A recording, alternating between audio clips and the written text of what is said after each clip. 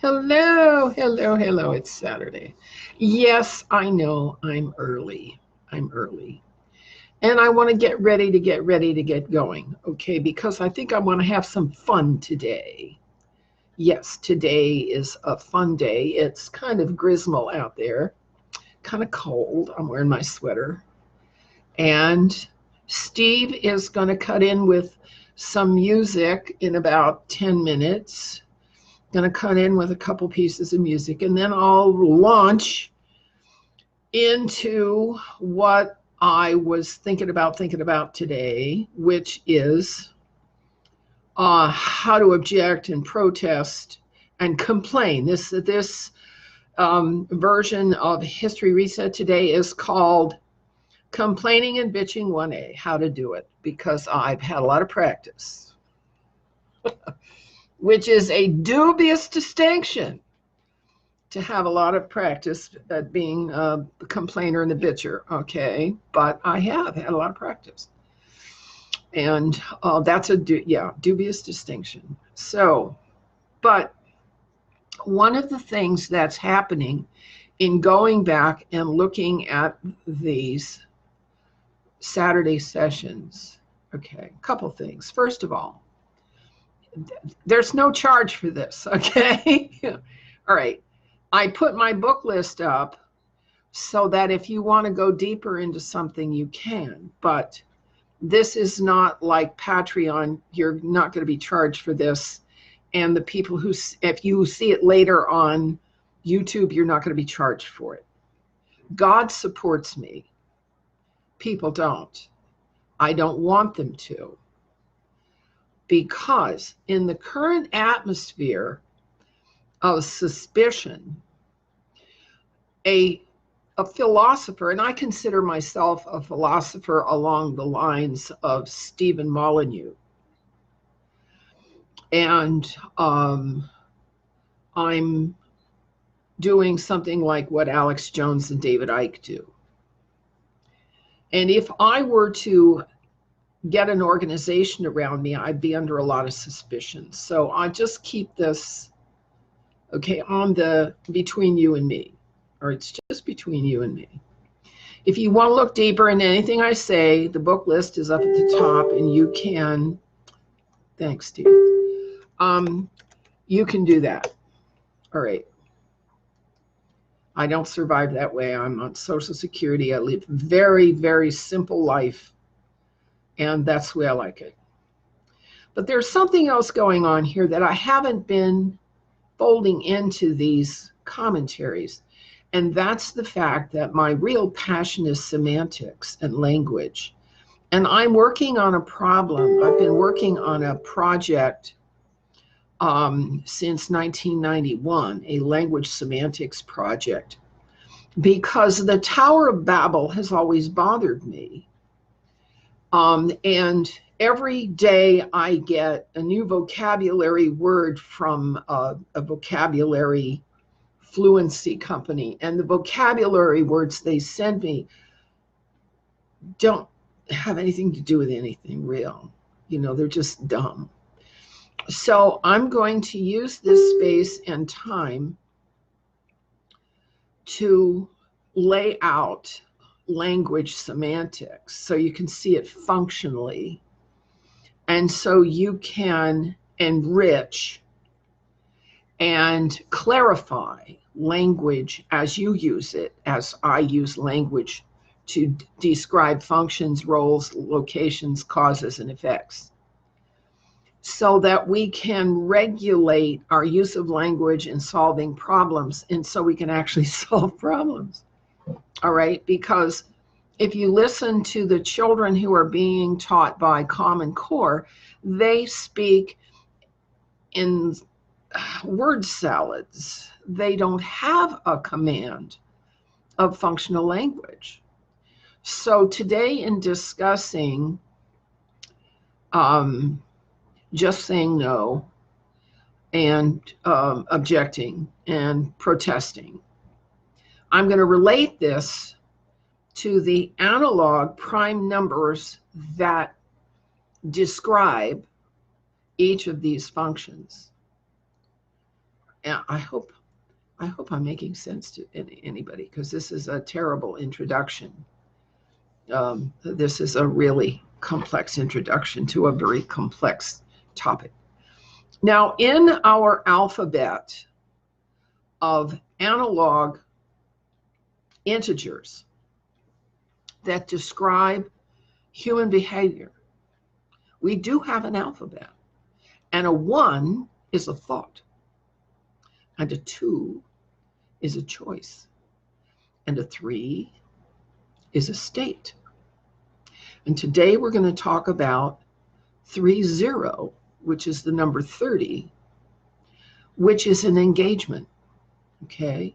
And we're going to cover the numbers 31, which is to show up, 32, which is to engage a choice, 33, which is to engage a state, 34, which is to engage an outcome, 35, which is to engage a value, and 36, which is to engage a pursuit.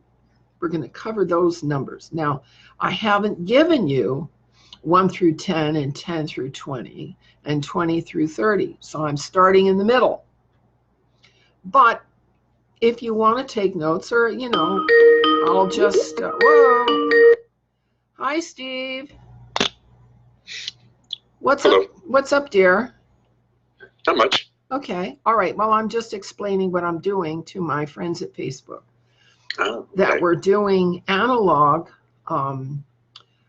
verbs that describe whole functions in the universe. And today we're going to be working on 30, engagement, 31, show up, 32, tell your truth, 33, invest, 34, take a turn, 35, object, 36, protest. What is all this from? This is all from the language semantics matrix I've been working on for 30 years. And one of our primary problems is that we are overwhelmed with language that doesn't go anywhere. We have too many synonyms.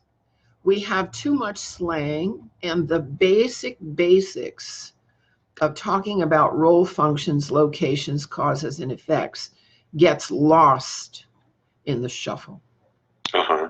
So today we're just going to go back to elementary functions of elementary social functions, Mm-hmm. so that parents can talk to their children and children can talk to their parents.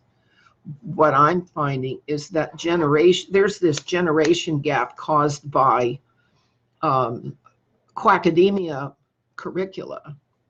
Right. These words, okay, these word salads that keep floating around us, that make it very difficult to speak intergenerationally.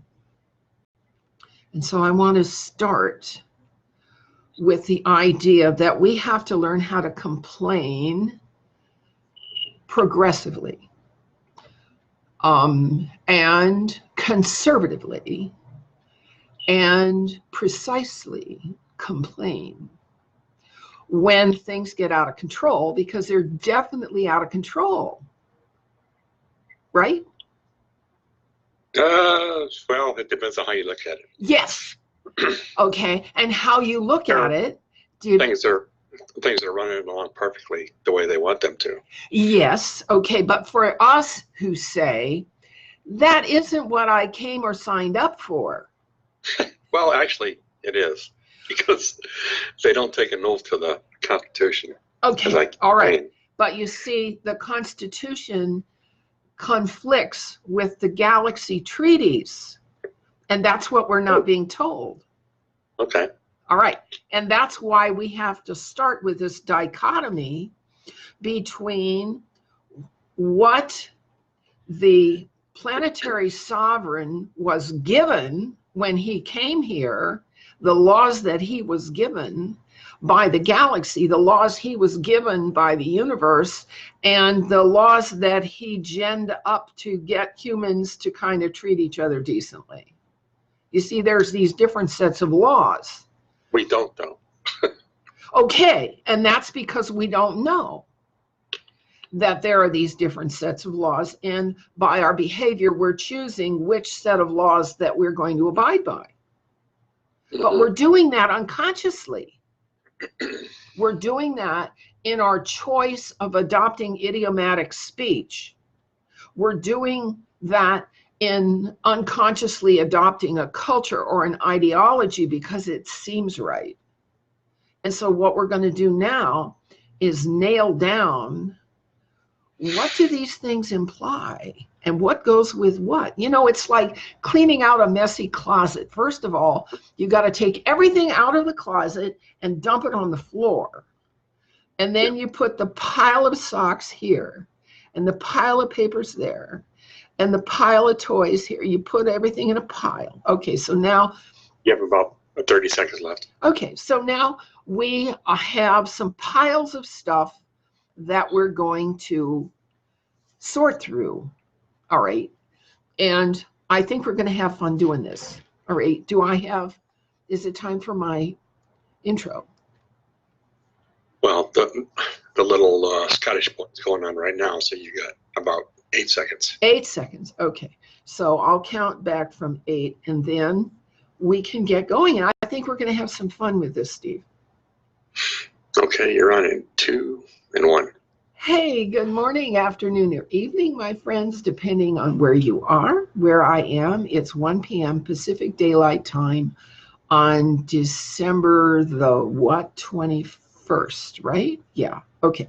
I'm Emily Windsor Craig, and this is History Reset, brought to you each Saturday by People's Internet Radio and Radio Act TV in Israel, in Jerusalem, to bring valuable information to the public that corporate media refuse to divulge. This program is a public service. There's no collection box. There's no expectation that you'll give money, although I have put the link to my books up at the top of this video, just in case you want to delve further into something I'm talking about today. Okay.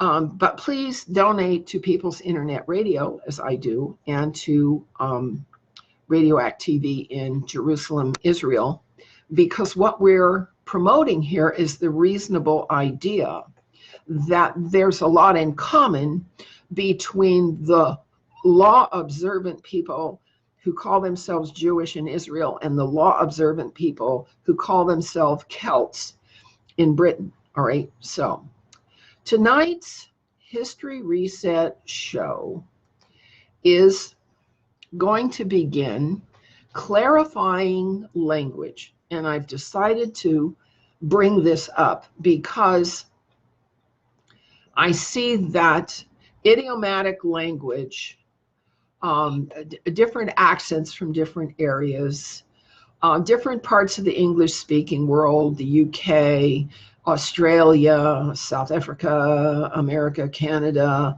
have different expressions.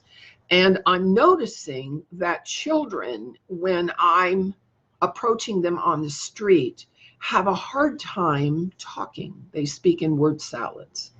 And I'm saying, you know, semantic clarity is how we're going to solve some of these problems we have, you know. One of the things that is happening to us in the mainstream media is that they are using language to keep us confused, confounded, deceived, and basically not apprising us of what is true. So today I'm going to talk, this session is Complaining 1A. How do we complain? And first of all, I'm going to talk about the credibility of the person complaining. How do you know when you qualify as a complainer who's going to be heard? I was listening to a two-star general, Air Force general, talk about being on the team this week. And what he said made a lot of sense to me. The guys who are on the team are the ones who are doing good for the from the first moment of the first day, they're doing the good thing. And that is, the first thing is make your bed. Make your bed. First thing, you get up in the morning and make your bed and do it right. And I thought to myself in my own life, my own retired life, that's true. If I make my bed in the morning, I'm productive all day long. And if I don't, I'm not. Okay. All right. So what are some of the things that we do to make ourselves a credible human being? Okay. We make our bed in the morning. Okay. We clean out the loo about once a week. We gather all the trash and take it out about once a week. Okay. We keep our place civil. That makes us credible. If we don't have a civil place in which we function, if we live in a hoarder's hovel, we don't have any credibility. All right. If we're not focused on progressing something, whether it's a new idea or a new job or a new relationship or a new skill, or if we're not progressing something, okay, then our credibility as a complainer, okay, is not real high. Okay, if you're not in there, there's a saying. When I was a tech rep, you have to pull your own weight. You have to be able to pull your own weight if you want anybody to listen to you. And that's what these girls in their little pink pussy hats haven't got. That their complaints about how they're treated have a lot to do with the bratty behavior that they're exhibiting. Brats. Have you ever seen the little dolls for little girls? They have Bratz dolls for girls who are just totally self-indulgent, okay, sexualized, and they're so cute, Brats, okay. Brats don't get heard. If you're a brat, you're not going to be heard. If you're not making the bed and cleaning out the loo and taking out the trash and keeping yourself clean and acting as if you have some investment in life, you're not going to be heard. And that's just the simple fact. Okay, and that's what I call show up. And the number for show up is 31. Okay, 30 is to engage, and 31 and 1 is a thought. To engage a thought is to show up. And that's what it takes to show up. So if you want to talk about whether or not our legislators are showing up, or members of parliament are showing up, are they making their bed, cleaning out the loo, and taking out the trash in their district? That's when they can show up. Next. Number 32 is to engage a choice, which is to say, to tell your truth. Do you tell your truth? I know a lot of people who mince words and say one thing and do something else, okay? And if you want to be taken seriously, you have to be known as, you have to have a reputation as a person who says what they do and do what they say, okay? That is having a single eye, a single eye. This is not the two-headed eagle, which is to say one thing and do something else, which is what taqiyya in the Quran is all about, is saying one thing and doing something else. And it's a problem why Westerners choke on some of the doctrines of the Quran. Okay, that's tell your truth is 32. 33, engage in a state, is to invest in something. You invest in something. You apply your efforts to something. Okay. And in 34, this is the one that's really important to us right now, is to take a turn. To take a turn. Taking a turn is a civil concept out of hierarchy, and it's why it's so important. The Army, the military in general, go to great pains to specify and allow and create a process whereby a recruit takes a turn at tests and then takes a turn at responsibilities and then gets more information and gets retested and gets responsible for more and so on. There's this process. The Masons do the same thing. You take a turn, you take a test, you get new responsibilities and so on and so forth. Of the ladder. This is the Jacob's ladder to heaven is the progression of skills and responsibilities and tests that we are willing to take and exist in and through. Okay.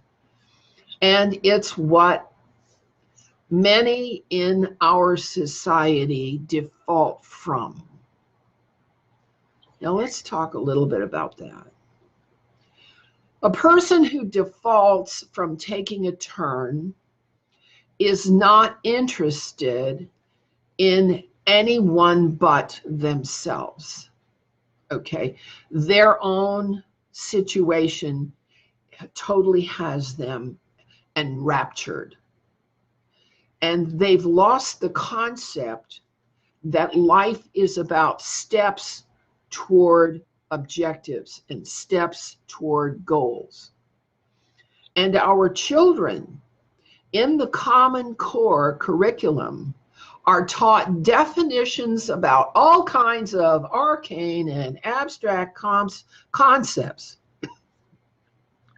But the idea that they're going to be tested so they can have responsibilities and practice those responsibilities until they're tested again, that it's a progression and a ladder toward mastery of knowledge and mastery of skills and mastery of self is missing from Common Core. And it's one of the reasons our kids speak to us in word salads. And they want their, what do you call it? Instant gratification, okay? They want their little instant gratification, and they want, and you see them like this all the time. Instant gratification, video games, porn, okay, lottery, whatever instantly arises.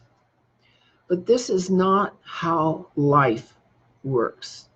Life is a long haul, and there are short-term outcomes and there are long-term outcomes.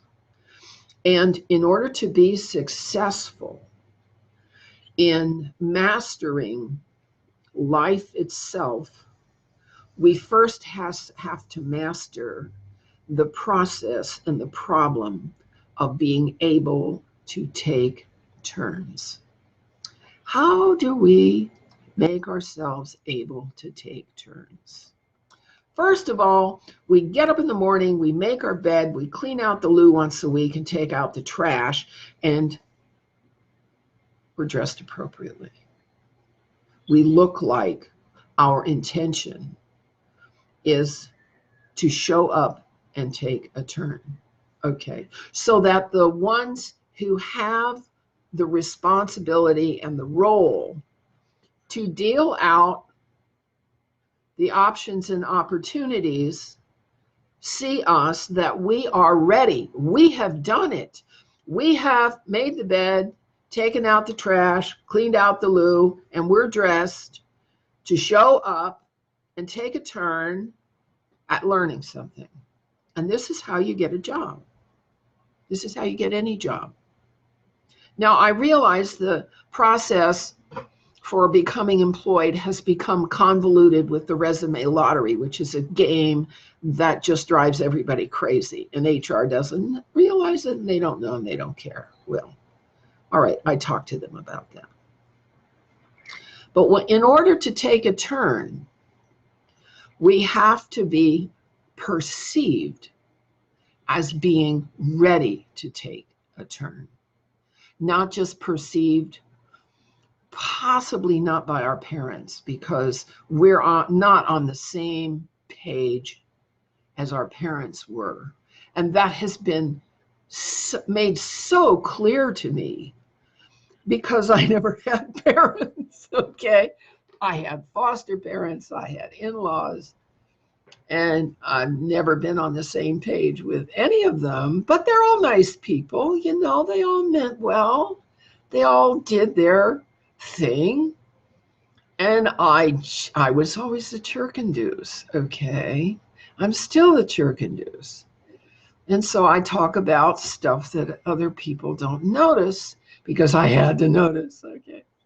So if we want to take a turn, we have to appeal to the people who deal out the opportunities. You know, they have the cards that we want to have in our hand. All right. So the next thing that we have to learn, if we can take a turn and accept an opportunity, right, to get an opportunity to accept responsibility for a function, okay, what comes with that is a certain amount of gain. You get recognition, you get a certain amount of cash flow, and you get a certain amount of reputation for the opportunity that you are engaged in. All right. But these things are not discussed. No. Our parents live on a different page, and their opportunities were different from what our opportunities are. So they can't help us with that. Where we get help to figure out what options and opportunities are at work is our peer groups. But our peer group doesn't know our culture, and they only understand half our language. You see why we have to network, because of the scattershot nature of the economy, where people live wherever they can find work. Families have been blasted apart. Families are no longer together. Not only is the timeline an issue, because each of the kids in the family grew up with a different peer group that has a different set of opportunities. Not only is the location an issue, because they're all working wherever they can find work, but language is now an issue because the mainstream media has standardized language to favor themselves. And we're going to have to come up with an articulated, functional language that favors causes and effects in our reality. All right. So there's something in your reality that's called show up. There's something called tell your truth. There's something called take a turn. Okay. There's something called make an objection. How do you object? There's something called protest. How do you protest? And there's something called lead. How do you lead? But I'm not going to guess what it is in your language. We're going to just kind of mull it over here because human language is now worldwide. My moon book is being translated by a friend of mine from Beijing into Chinese, okay? Right? And she's going to send the moon book back to China because her daughter lives in China. Okay. Where was I? All right. So we're at the point of wanting to object, which is a form of 35. Okay, it's an energizing response that says there's something going on that hasn't been taken into account. And how and to whom are we supposed to object? And at this point, I'm going to bring in my good old large print Bible, because Jesus Christ talked about this 1,000 years ago or so. And I have been following his behaviors since I was a little kid, just because I wanted to see if they worked. And so I have followed this method, and I can testify to you that this is the best method I know of to object to something that isn't working, that's supposed to be working. This is in Matthew chapter 18, starts at verse 15. Moreover, if your brother commits a sin, or your employer, or your or whoever, your neighbor, your legislator, your president, okay, go lay bare his fault between you and him alone. Okay, that's step one, between you and him alone. And that means it has to be done privately. That means you can't just send him a tweet. You can't just send him an email. The reason you can't send him an email is because if he's angry enough, he'll save the email and he's going to throw it back in your face later. No, you have to meet him one-on-one in words that cannot be kept because you're probably angry. Okay. When you go to somebody who's pissed you off, you're angry. So whatever it is that you're saying has to be just in clear air between you somehow. Okay. Between you and him. If he listens to you, you have gained your brother. Okay. And so you want your speech to be in, they call it a sandwich. Okay. When this happens, the effect on me is that I and if it happens again, I'm going to have to ABC. Okay. There are set rules about word order in presenting a problem so you don't freak out the guy that you're talking to. It's called an iMessage. Google iMessage. Okay. Learn how to tell your brother that you have a problem.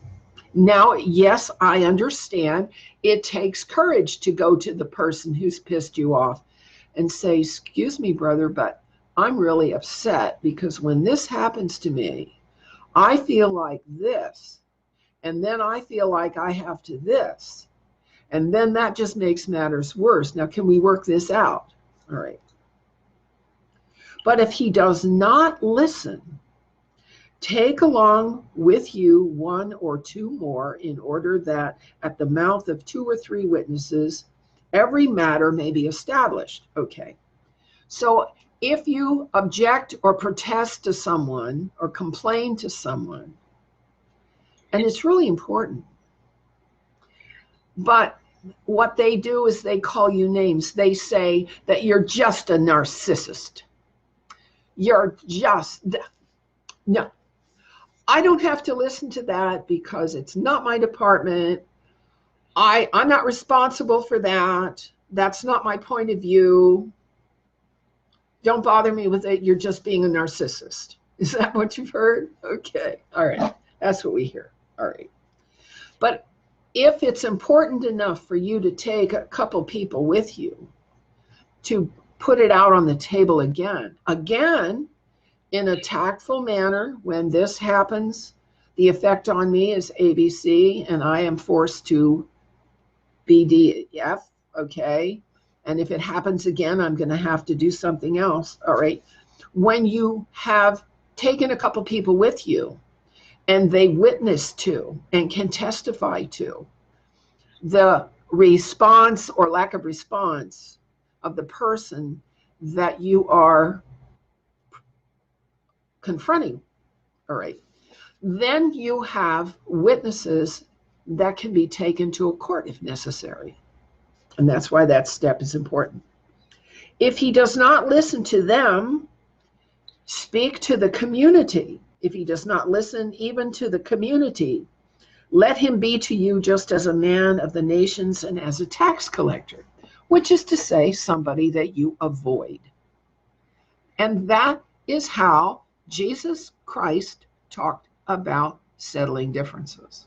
All right. He also talked directly about settling differences in Matthew chapter 5:25. Be about settling matters quickly with the one complaining against you at law while you are with him on the way there, that somehow the complainant may not turn you over to the judge and the judge to the court attendant and you thrown into prison. Okay. Jesus understood that disputes between and among people had a lot to do with relationship and language. And unfortunately, in our school system and in our politics and in our media, instead of clarifying their language to make sure they have a difference between something that is engaging enough to show up, to tell your truth, to invest in it, okay, to take your turn at it, okay, to have an opinion about it, to pursue what it's teaching you, and to lead the pursuit. You see how these all fit together in a coherent manner, which is what quackademia should have been teaching all along, which they haven't been. They haven't been. They've been teaching us stories about wars, and stories about technology, and stories about conflicts, and stories mostly written by the winners. All right. And so we proceed from knowing what we can object to what do we protest and how do we protest. We're at a very interesting time in United States history when one of the political parties and the mainstream media and academia and Hollywood have all aligned around the point of view that was articulated by Marx, the Frankfurt School, Saul Alinsky, the Protocols of the Learned Elders of Zion, which is to say, if you don't like how civil society runs in the way in the method to which it has been designed, okay, maybe you live in a monarchy, maybe you live in a republic, maybe you live in a democracy, maybe you live in a corporate condo like Disney World, okay? The rules that you have to deal with might differ wherever you live. You have to be able to get to the top of the chain of command if there's a problem. All right. Do you have some experience with that? I have some experience with this. Okay.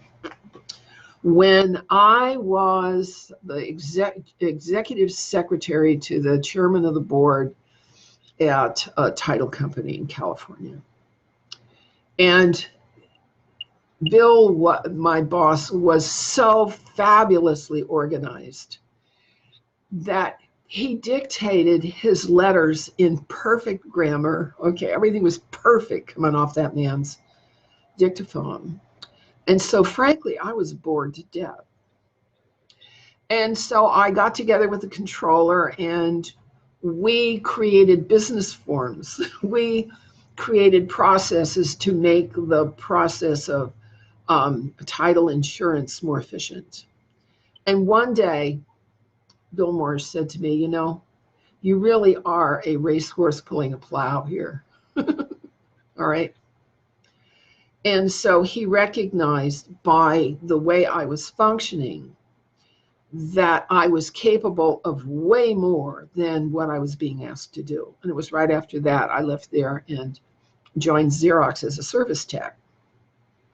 And I was a service tech for 5 years until I was promoted to a service tech instructor.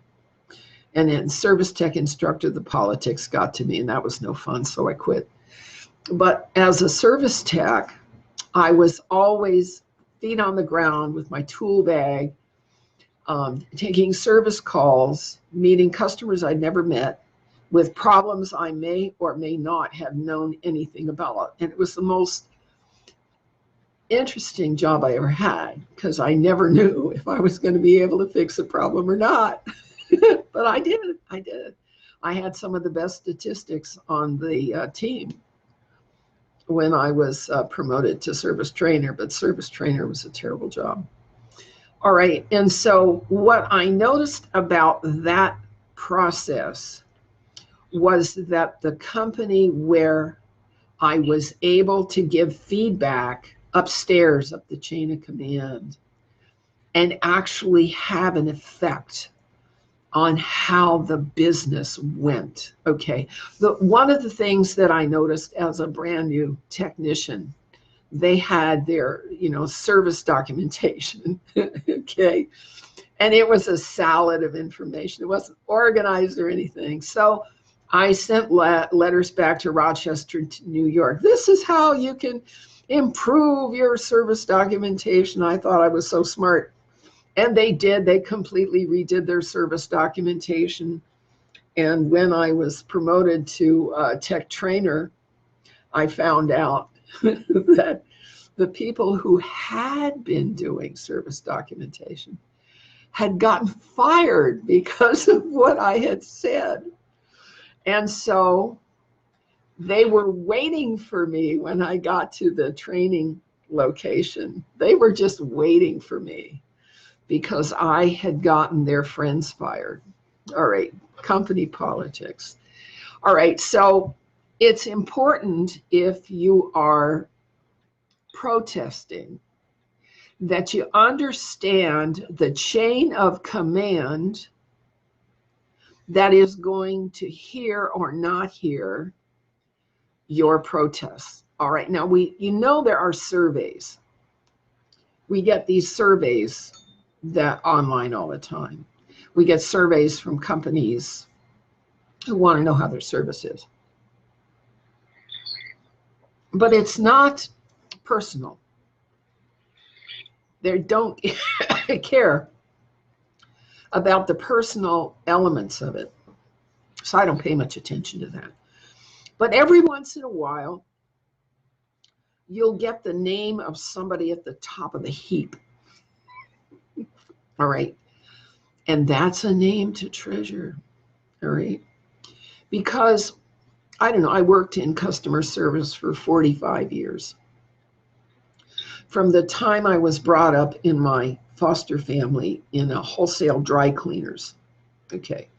And at 10 years old, they were teaching me how to press silks and prepare some of the stuff in the back of the room. And when I left at 16, I was taking care of the customers and checking things in and out.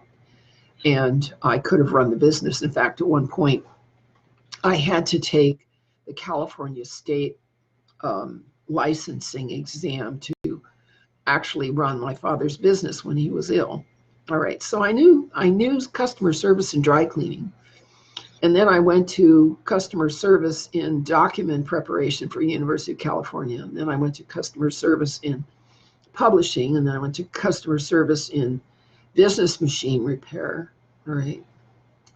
And then I went to customer service in a health food store. So customer service has been my bailiwick from day one.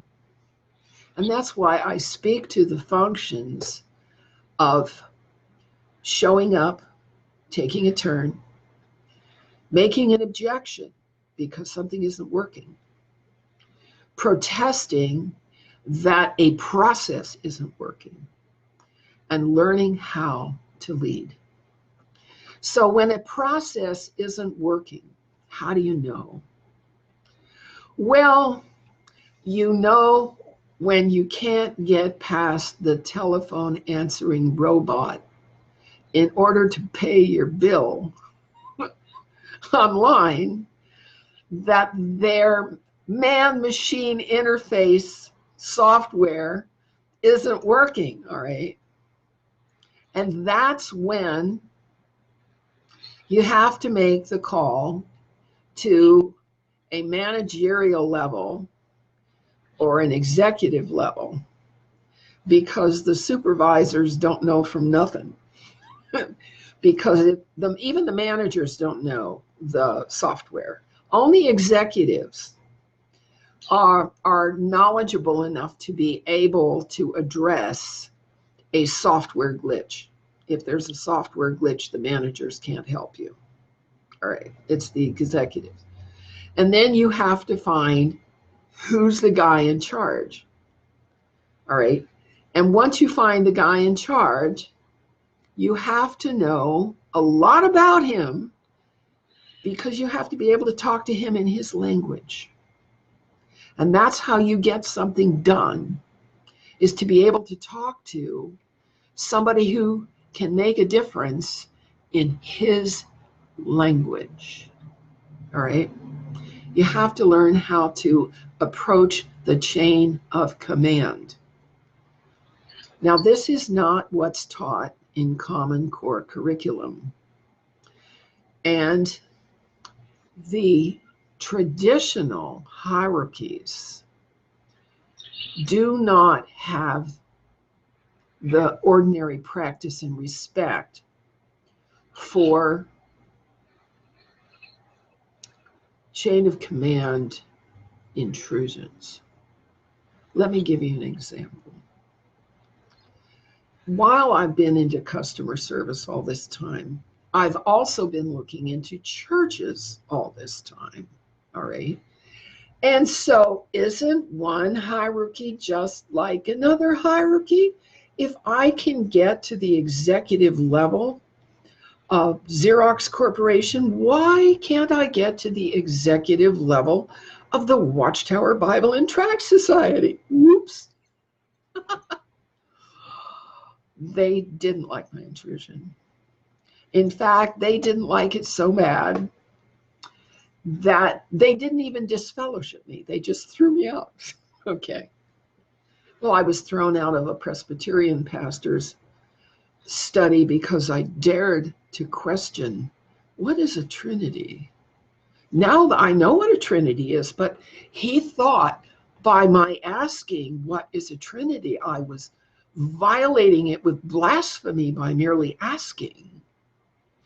And so asking questions has to be something we know how to do appropriately. Appropriately. Okay. If you're in a church hierarchy, there is a correct person to whom you can assign a certain kind of question. All right. And if the answer you get is silence, that means your question was not appropriate to this level.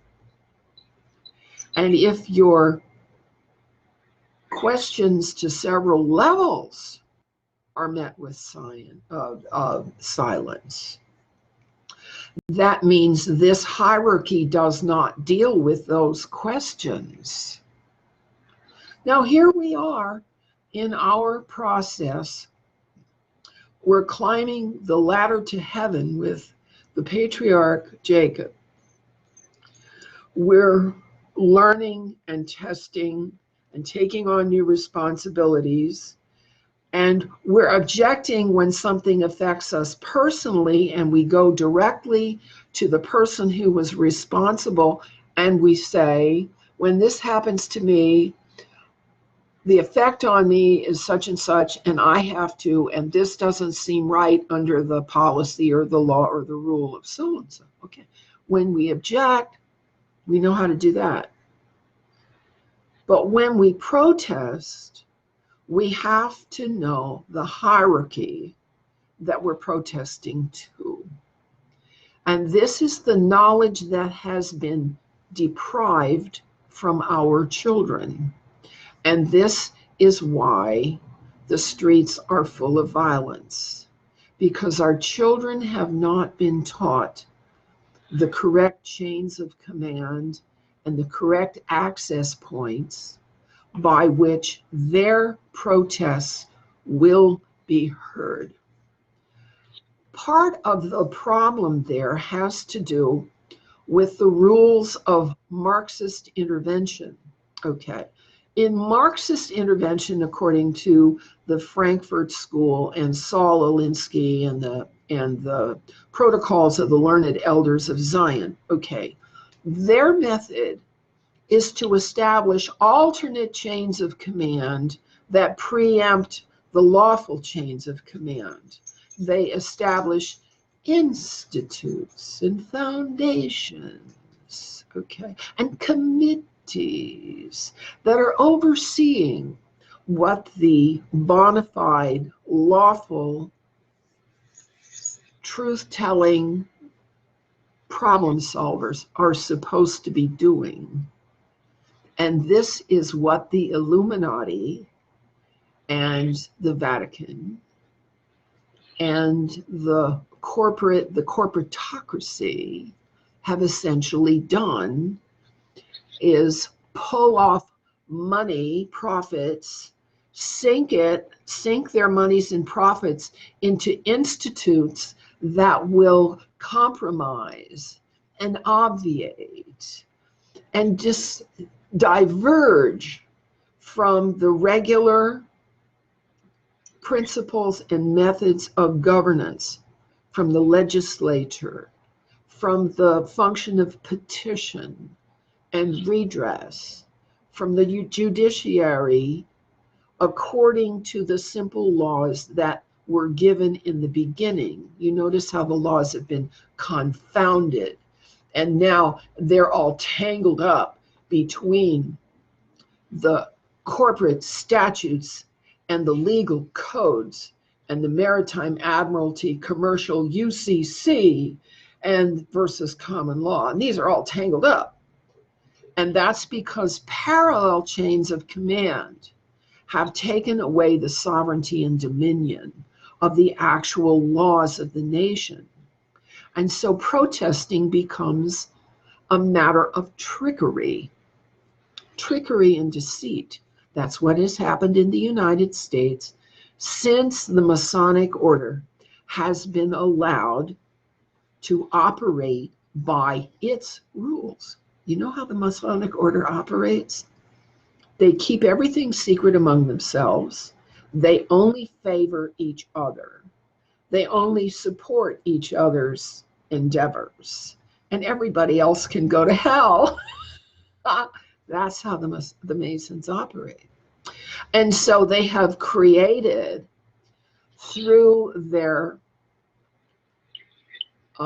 separate oligarchy, networks of people who have influence, who can undo the law, who can undo the democratic process, who can undo the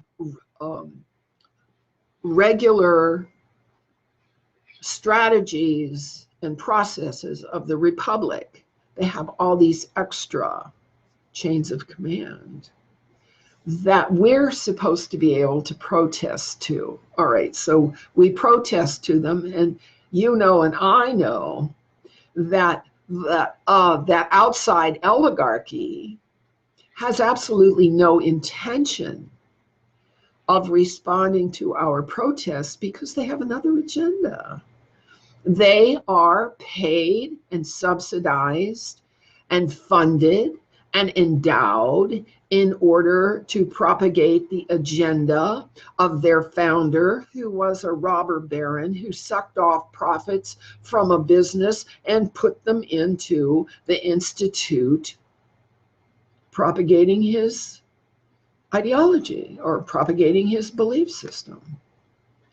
That is why our protests are not working, because there are so many methods at play now that it's impossible to even know to whom to protest in the first place.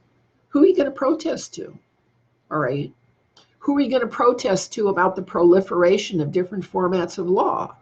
Who are you going to protest to about the fact that our history is not accurately true? Who are you going to protest to about the lobbyists who gain by bribery legislation that exploits people's problems for money? Like, you know, the medical profession has become a big protection racket. We have the most expensive medical care on the planet, and not very effective. In fact, 250,000 individuals succumb to medical error in the United States alone every year. 250,000 people die from medical error every year. What does that say about the medical profession?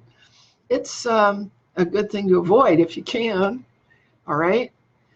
So now let's move from the protest to the function of leadership, which is 37, and has a lot to do with counting what is attached. 73 is attachment, 37 is also counting. And what's involved in leadership is counting up the resources, okay, and counting up the obstacles, and looking at the goals and the objectives that need to be attained, and amassing the resources against the objectives in a way that they flow through the most effective points on your event map. Now, we have a way to do this in interactive management, to count and collect all of the resources, count and collect all the obstacles, and map them to see how they interact with each other, and then pick out the one place on the map where the most resources will create the greatest outcome. This is not brain surgery, all right? But it's not how Congress or Parliament is operating either. And that's why we have chaos. That's why we have chaos. All right, and so leadership is not about just appealing to what people want and prefer.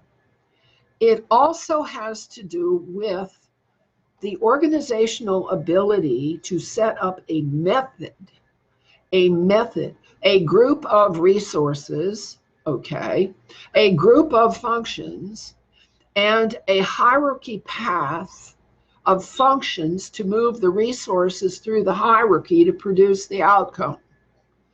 So leadership is about a method of getting the job done, just as President Donald John Trump has shown us. He has the method of negotiating and treaty writing and contract writing and bill writing. He gets things done. And that's what a leader is, okay?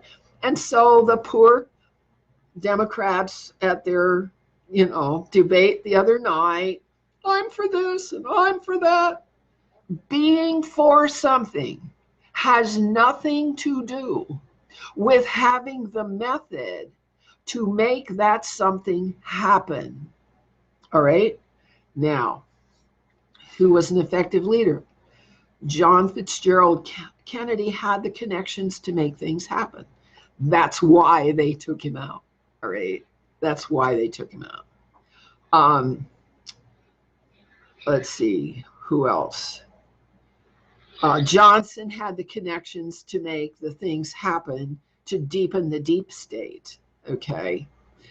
And the deep state kept deepening, especially through the administration of George Herbert Walker Bush, because he was the point man for all of the MJ-12 and Zappa Oil Company, and he was the point man for the Masons and the point man for the occult Pindar to get things done to create the deep state we are confronting now. And now we have to make the choice whether we want to live by the deep state modality and outcomes, or whether we want to choose the republic that was intended in the establishment of our Constitution.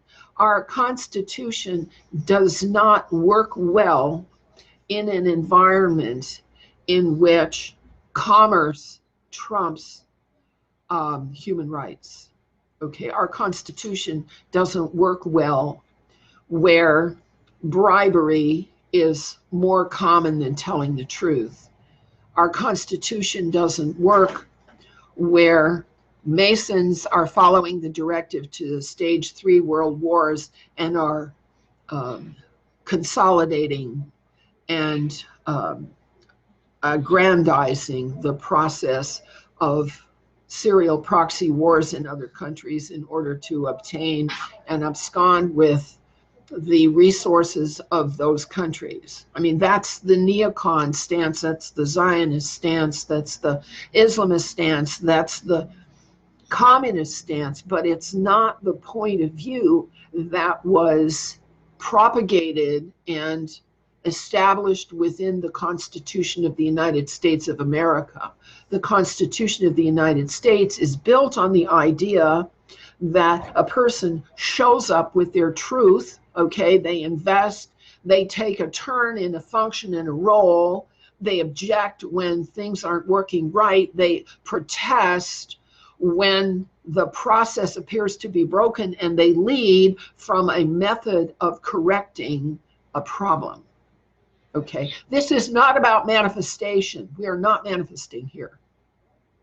We are not manifesting our wishes here. We are not manifesting our visualizations. This is not all one, okay? We live in a polarized situation of a